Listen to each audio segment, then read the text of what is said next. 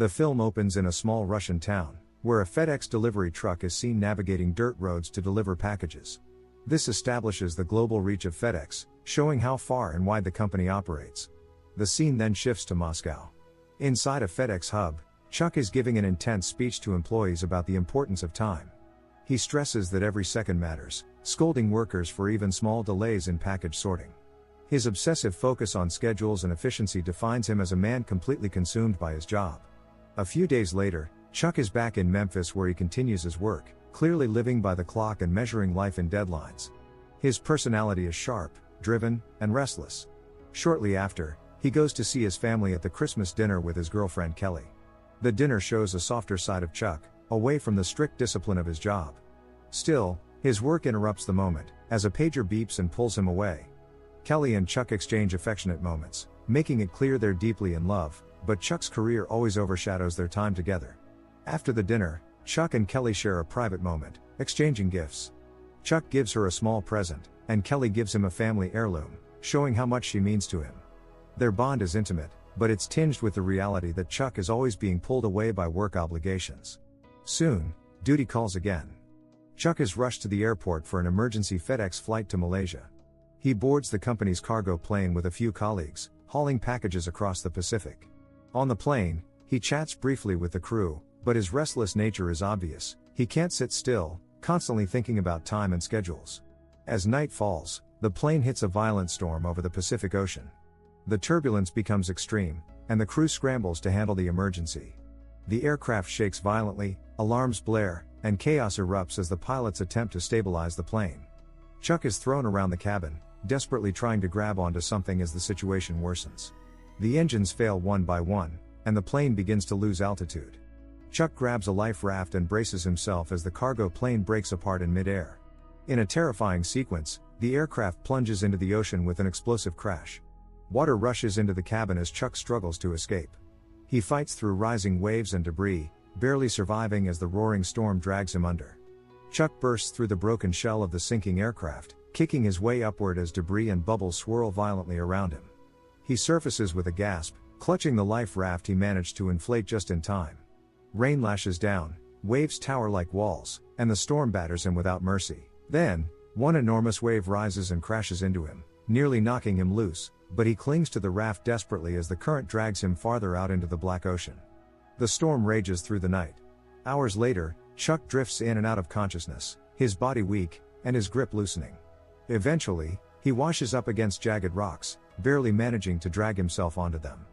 Bruised and exhausted, he lifts his head and sees, through sheets of rain and darkness, the shadow of an island in the distance. By morning, the storm is gone. The sun beats down as Chuck slowly wakes on the shore, his body sprawled in the sand. He checks his pockets and lets out a trembling sigh of relief when he feels the small heirloom that Kelly gave him is still safe, not lost to the sea. That small object fuels him to stand again. Stumbling along the beach, he notices FedEx packages scattered across the sand, washed up from the wreck. He gathers them up, clutching them tightly, but his attention is elsewhere. He looks around the shoreline and calls out for anyone, but no one answers. The realization sinks in. He's alone. The ocean stretches endlessly in every direction, and there's no way he could swim out.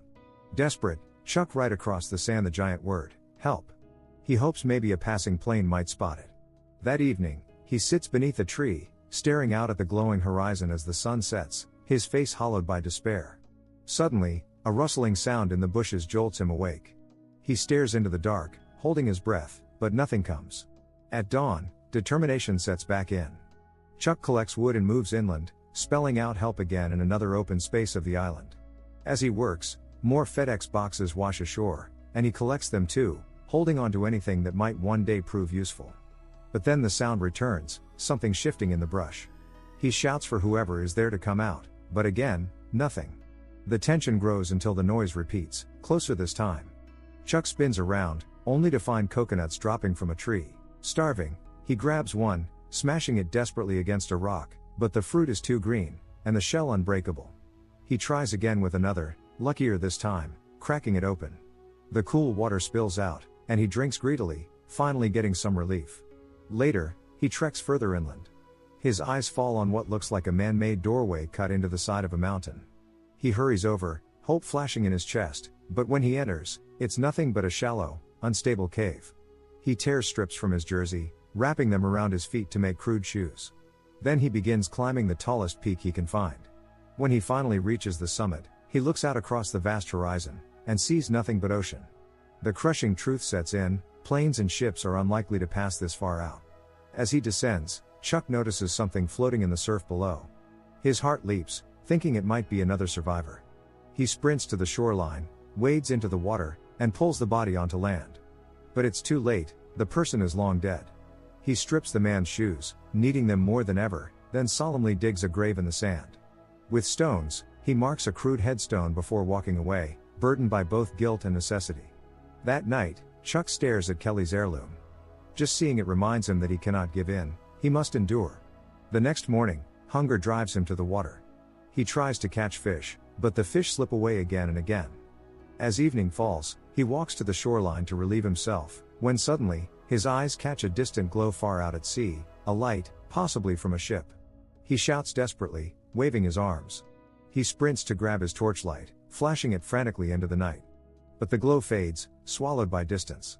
At sunrise, Chuck refuses to give up. He drags the life raft back into the water and begins paddling toward where the light had been. Every muscle strains as he pushes forward, the horizon always just beyond reach. But the ocean turns against him. Swells rise, waves crash, and the current pulls him back toward shore. He fights on until one towering wave smashes into him, flipping the raft. Underwater, he slams against sharp rocks, cutting deep into his leg. Screaming in pain, he claws his way back up. The raft is shredded, his body injured, and his attempt failed. He staggers back onto the sand defeated. Soon after, a storm rolls in. Limping, Chuck retreats to the small cave he had found earlier. As the rain pounds down, he huddles inside, shivering from the cold. He pulls his torn jersey over himself like a blanket and curls against the stone, his mind caught between fear and exhaustion.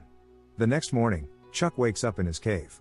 He looks down at his leg and realizes the wound he got from the rocks is badly infected. He forces himself to drink small sips of coconut water to stay hydrated. Hunger drives him to rip open the FedEx boxes that have been washing ashore. He's desperate for food, but all he finds are personal items like videotapes, birthday gifts, and things with no use for survival.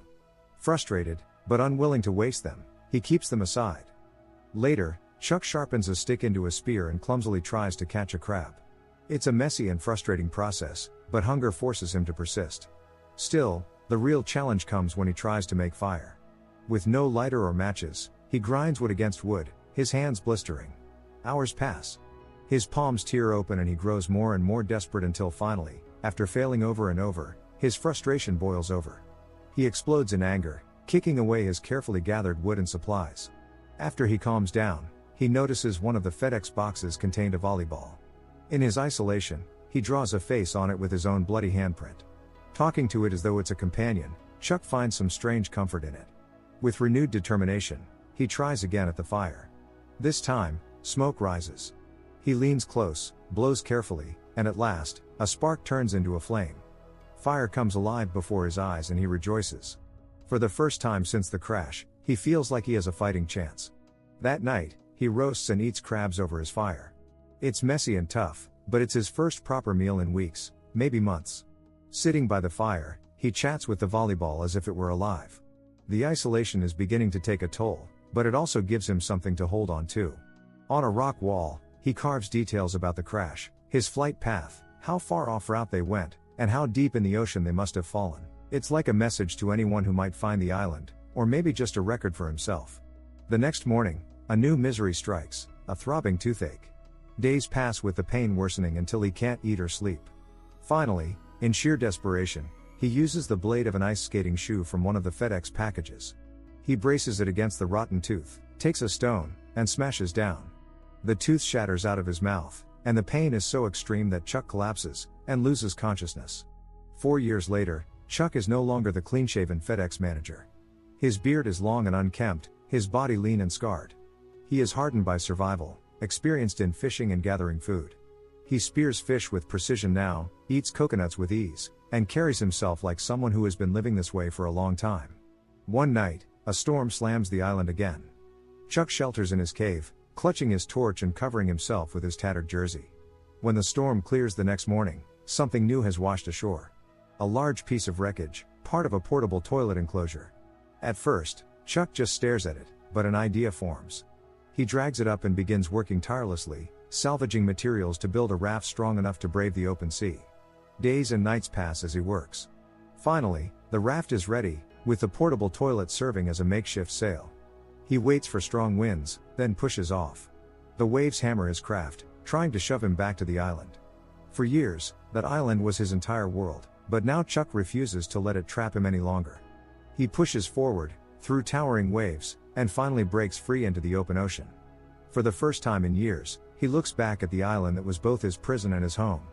As he drifts, the vastness of the sea surrounds him.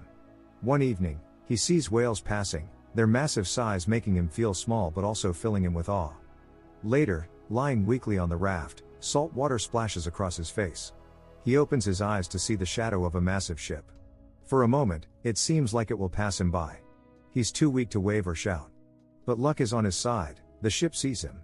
Weeks later, Chuck is back in civilization, clean-shaven, in a suit, sitting aboard a private plane. He listens as his old boss Stan tells him the news. Kelly, the woman he loved, has moved on. She has a husband, a child, and a new life. To the world, Chuck was dead. They held his funeral long ago. At first, Chuck sits quietly, absorbing the words. Then disappointment hits him. 5 years of survival, of holding on to hope, and the life he dreamed of returning to is gone. That evening, Chuck pulls up to Kelly's house. It's pouring rain outside, and when she opens the door, she looks stunned to see him standing there.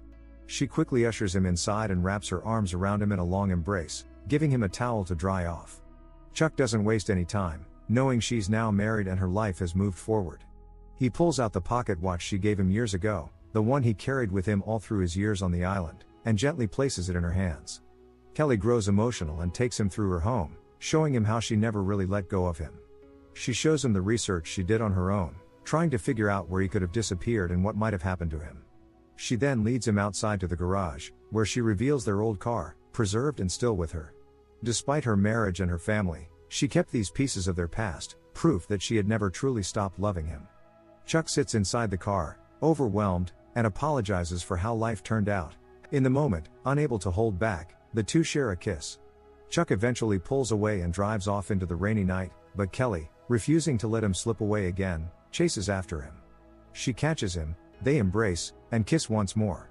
Kelly tells him that she loves him, her words making it clear that their bond had survived time, distance, and even the years they lost. A few weeks later, Chuck is back at work with FedEx. He's different now, humbled by what he went through, yet still carrying his quiet strength. He drops off packages, including one he had kept unopened during his time on the island, making sure it finally reaches its destination.